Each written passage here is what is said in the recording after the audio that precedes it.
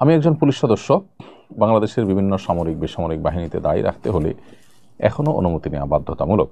সম্প্রতি বিনা অনুমতিতে দাঁড়িয়ে রাখায় কয়েকজন পুলিশ সদস্যকে লঘুদণ্ড দেওয়া হয়েছে।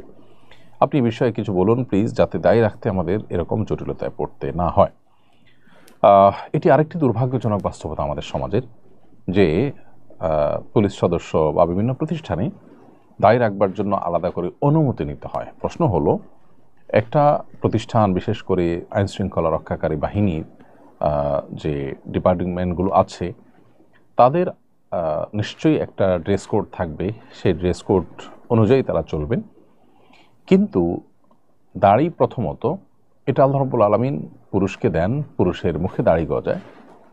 মেয়েরা যেরকম চুল রাখেন, তার জন্য আলাদা কোনো অনুমতি নিতে হয় না। পুলিশে কোনো নারী চাকরি করলে তার চুল রাখার ক্ষেত্রে কি বিশেষ কোনো অনুমতি নিতে হয়? ঠিক একইভাবে আল্লাহ তাআলা নারীকে যেরকম চুল দিয়ে সাজিয়েছেন, পুরুষের মুখে দাড়ি দিয়ে সাজিয়েছেন, বিধায় এর জন্য তাকে আলাদা অনুমতির হ্যাসেল কেন নিতে হবে?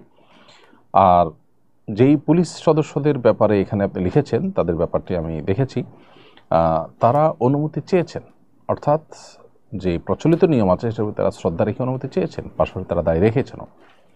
সেখানে তাদেরকে শাস্তি দেওয়াটা এটা বাড়াবাড়ি ছাড়া কিছুই নয়, এবং এটা দাড়ির প্রতি বিদ্বেষ ছাড়া কিছুই নয়। দেখুন, পৃথিবীর উন্নত দেশগুলোতে আমরা জানি যে দাড়ি নিয়ে বহু মানুষ ডিউটি করে পুলিশে, বিভিন্ন বাহিনীতে, এবং আমাদের দেশেও দাড়ি এটা তার পেশাগত দায়িত্ব পালনে কোনো প্রকার হেরফের করা বা তার কোনো প্রকার বাধা সৃষ্টি করা বা তার দায়িত্বে কোনো প্রকার দায়িত্ব পালনে কোনো অসুবিধা তৈরি করার মতো কিছু কিন্তু হয় না। তাহলে সেক্ষেত্রে এটার জন্য আলাদা করে অনুমতি নেওয়ার এই তোড়জোড় করবার কী কারণ থাকতে পারে?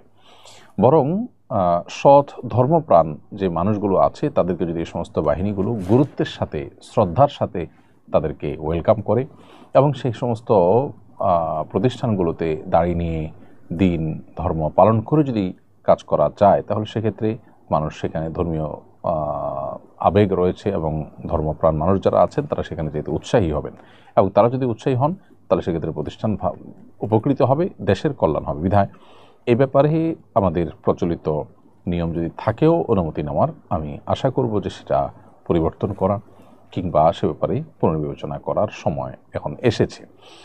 এবং দাড়ি রাখা নিয়ে যারা কড়াকড়ি করেন, সেই ইসলাম বিদ্বেষী যে মানুষগুলো আছে, তারা মূলত এদেশের সাধারণ মানুষের চিন্তা চেতনা এবং সংবিধান যে মানুষকে ধর্ম পালনের অধিকার দিয়েছে, তার বিরুদ্ধে অবস্থান করছে। একজন নাগরিক হিসাবে আমি সর্বাবস্থা আমার ধর্মীয় স্বাধীনতা ভোগ করবার অধিকার রয়েছে।